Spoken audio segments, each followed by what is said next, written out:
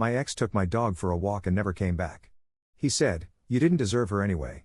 So I called the police and reported a missing pet. He got arrested when they found her at his house. Story 1. My ex-boyfriend Rylan stole my dog, and I went nuclear to get her back. Let me start from the beginning. I live in Brantwood, Vermont. It's a quiet, picturesque town that feels like a postcard, mountains in the background, lakes nearby, and little shops that close by 6 p.m. I moved here to escape my chaotic past and start fresh. I had gone through a brutal breakup a few years back, and honestly, Brantwood felt like the kind of place where nothing could go wrong. For the most part, it wasn't. Until I met Rylan. I adopted Nala, my golden retriever mix, not long after settling here. She was my everything. Sweet, loyal, energetic, a true companion. When life got tough, she was always there with her wagging tail, ready to cheer me up. I had a simple routine: work from home, walk Nala by the lake, come home, and unwind. I didn't need anything else. But then Rylan showed up and ruined it all. Rylan was working on my neighbor's porch when we met. He was good looking, charming in that rugged way, and Nala instantly liked him. That should have been my first clue: she likes everyone. We started talking, and before I knew it, he asked me out. At the time, I thought I was lucky to find someone so friendly and helpful. I had no idea he'd turn out to be a complete nightmare. At first, things were great. Rylan seemed perfect. He was handy, always offering to fix things around my house. He'd take Nala on long runs and shower her with attention.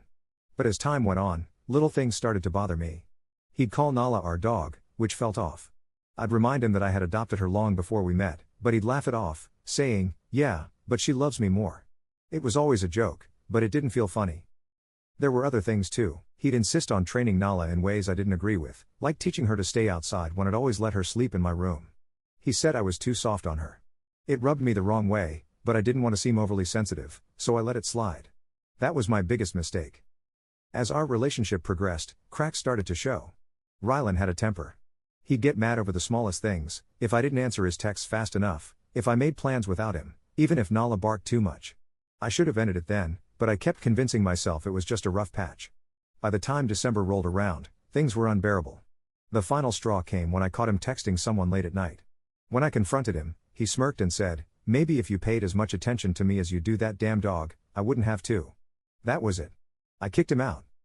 He came back the next morning to grab his stuff and left without a fight. I thought that was the end of it. I was wrong. A week later, Rylan showed up at my door unannounced. He looked apologetic and said he wanted to clear the air. He apologized for how things ended and said he missed Nala. He asked if he could take her for one last walk, to say goodbye. At first, I said no, but he kept insisting. "Come on," he said. "You know how much I love her. It's just a walk." Against my better judgment, I agreed. I handed him the leash, and he left with Nala, promising to be back in an hour. That was the last time I saw her. An hour passed. Then 2. Then 3. By the time the sun started setting, I was panicking.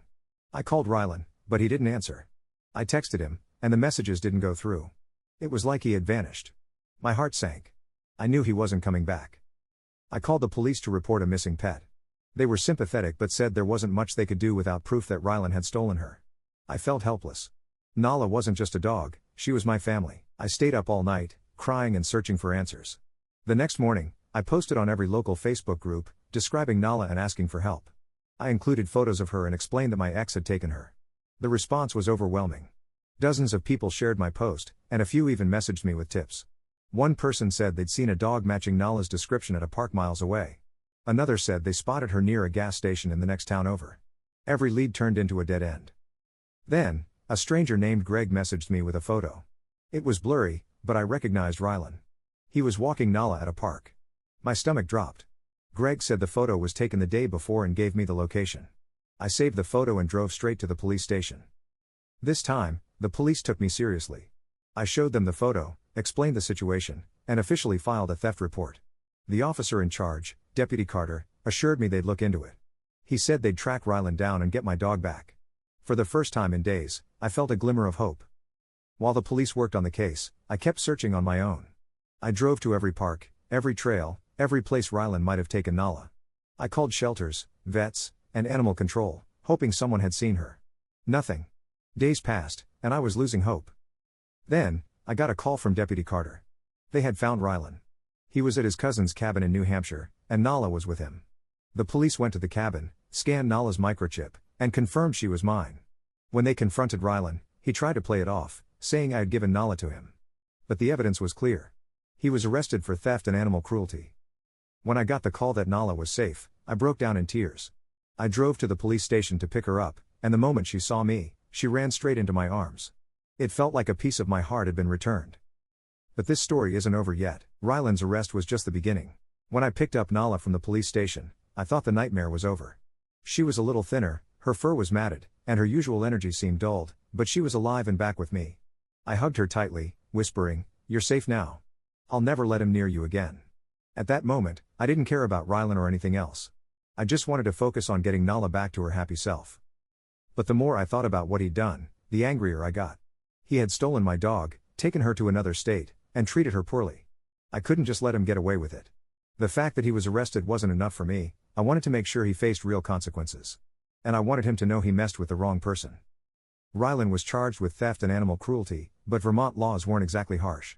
He ended up with a fine, community service, and a restraining order to stay away from me and Nala. It didn't feel like enough. The restraining order gave me some peace of mind, but the fine? That was nothing to someone like him. He had already packed up his things and left Brantwood, moving to New Hampshire where his cousin lived. I didn't want him to just slink away without any real accountability. So, I took things further. I knew Rylan's reputation was everything to him. He was a contractor who relied on word of mouth to get jobs. I started by posting a detailed account of what he did on Facebook.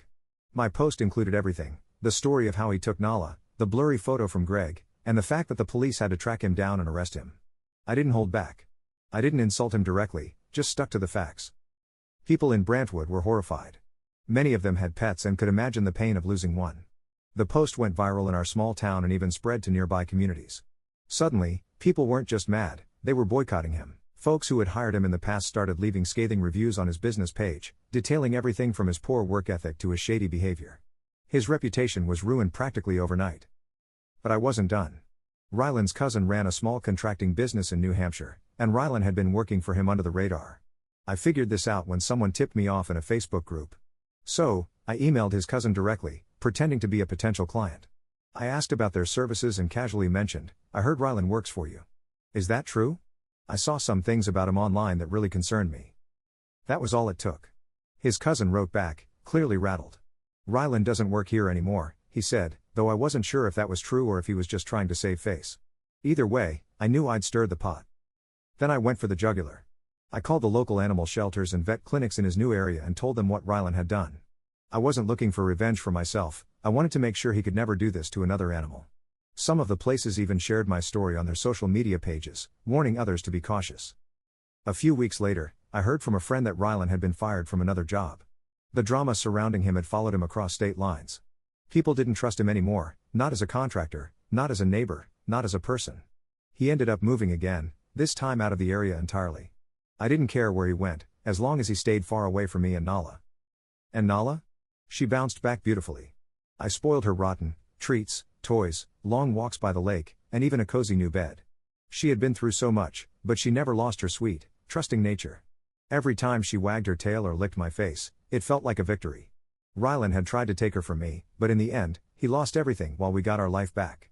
The real revenge wasn't just about ruining Rylan's reputation or making sure people knew the truth. It was about the life Nala and I rebuilt after everything we went through. We were stronger, happier, and more connected than ever. Every morning when we walked by the lake, I felt a sense of peace knowing he could never hurt us again. So, if you're reading this, Rylan, I hope you see what you lost. Nala was never your dog, and I was never yours to control. You may have taken her for a walk, but I'm the one who gets to walk beside her every day. And that's something you'll never have again. Story 2. I found a hidden camera in my bedroom, and what came next shattered everything I thought I knew about my life. It was a Saturday evening. My kids were out at a friend's house for the night, and my husband, Jarek, was downstairs watching football. I was folding laundry, mindlessly sorting socks, when I noticed something strange. A tiny black dot on the smoke detector above our bed. At first, I thought it was just dust or maybe a bug. But something about it made me pause. I pulled out a chair, climbed up, and took a closer look. That's when I saw it, a tiny, almost invisible lens. A camera. Pointing directly at our bed. My heart started racing. Who would put a camera in our bedroom? Why? And how long had it been there? I didn't know what to do. I climbed down and sat on the bed, staring at the smoke detector in my hands. I wanted to scream, cry, and throw up all at once. Finally, I decided to show it to Jarek. Maybe he would know what to do. When I went downstairs, he looked up at me from the couch. "What's wrong?" he asked, immediately sensing my panic. I handed him the smoke detector without a word. He turned it over in his hands, squinting at the lens. His reaction was not what I expected. He didn't look shocked. He looked resigned. "Malin," he said quietly, "we need to talk." That's when he told me everything. Jarek confessed that he'd found a camera in the living room months ago. Then another one in the kitchen. Then one in the kids' rooms. He'd been finding and removing them, thinking it was just some creep messing with us. But every time he got rid of one, another would appear. He didn't want to scare me or the kids, so he kept it to himself. "We're being watched," he said, his voice trembling. "I don't know who's doing it or why, but someone is watching us." I felt like the ground had been ripped out from under me. How could he keep this from me? Cameras in our home, in our children's rooms, and he thought it was okay to handle it on his own? I was furious. I was terrified. I was hurt. "Who do you think it is?" I demanded. "How could this even happen?" He shook his head. "I don't know. I've changed the locks, I've checked the windows.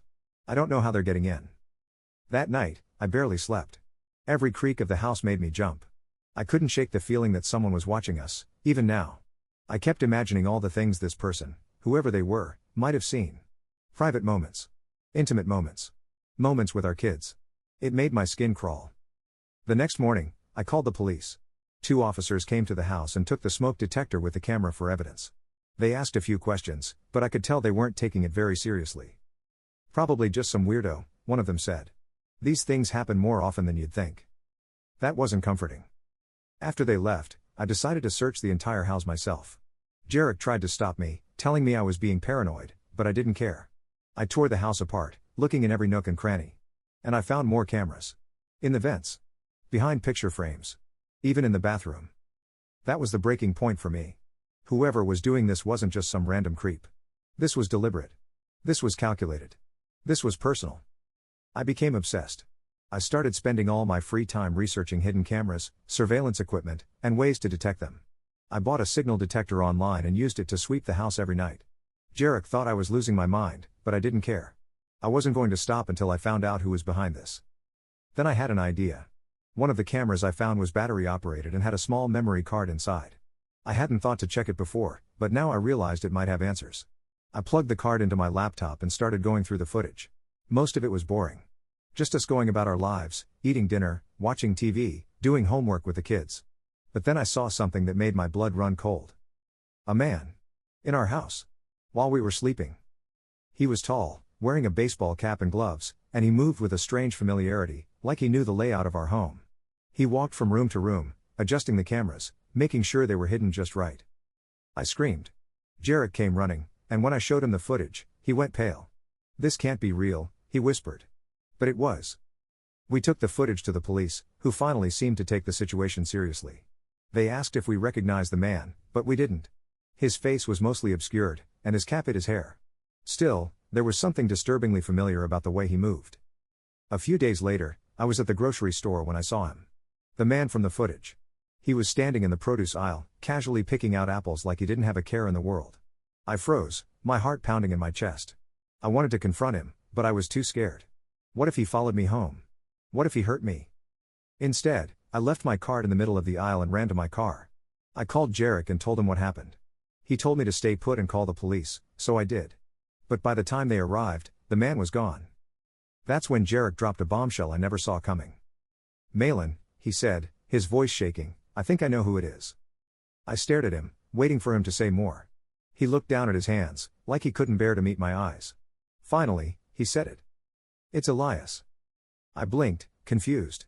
"Your brother? Elias?" He nodded. "I think it's him." I couldn't believe it.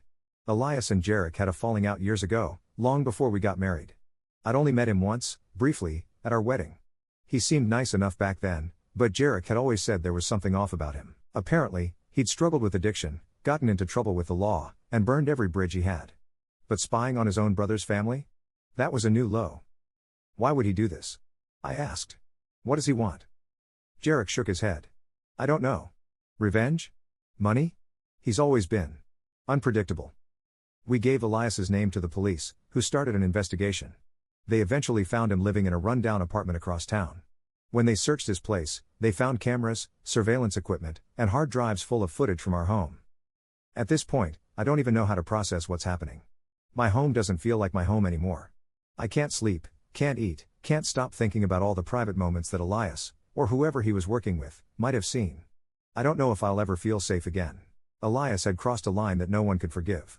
When the police arrested him and raided his apartment, they discovered not just footage of our family but evidence that he had done this to others too. There were files of strangers, countless videos, and even notes on how he had broken into homes. He had been stalking and invading people's lives for years. When they told me this, I felt sick. It wasn't just us. This man, my brother-in-law, was a predator. Elias was charged with multiple crimes, invasion of privacy, burglary, and some charges related to possession of illegal surveillance equipment. The case against him seemed solid, but I couldn't just let the justice system handle this. That would take months, maybe years, and it didn't feel like enough. I wanted him to feel the way we had felt, violated, scared, powerless. Jarek, for once, was on the same page. He was angry, angrier than I'd ever seen him. This wasn't just about me or the kids anymore. It was personal. Elias had destroyed our peace, our safety, and our trust. We decided to fight back in the only way we could. We dug into Elias's life, just like he had dug into ours. Jarek still had connections to old friends who knew Elias from his wild years. Through them, we learned about the people Elias owed money to, dangerous people. Turns out, Elias wasn't just a creep. He was also a gambler and had racked up debts with some very shady individuals.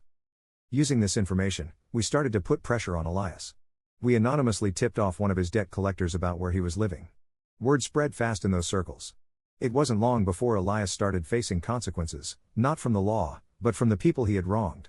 They showed up at his apartment, trashed his car, and made sure he knew he was being watched, just like he had watched us. I know it sounds cruel, but there was a strange satisfaction in knowing Elias was finally getting a taste of his own medicine. For years, he had been the one hiding in the shadows, pulling the strings, and making people feel vulnerable. Now, he was the one looking over his shoulder. But that wasn't enough. Jarek and I wanted to make sure Elias could never hurt anyone again. We worked closely with the prosecutor handling his case, providing every piece of evidence we had. I handed over hours of footage from the cameras, every file the police had recovered, and even a detailed timeline of everything we'd experienced. At the same time, I reached out to the other victims. It wasn't easy finding them. Most of them had no idea they had been watched, but with the help of a private investigator, we managed to track down a few. Some of them were shocked, some were angry, and some were too scared to get involved. But a few were willing to stand with us, to testify against Elias and make sure he faced the full weight of the law. The trial was grueling. Sitting in that courtroom, listening to the things Elias had done, was one of the hardest things I've ever experienced.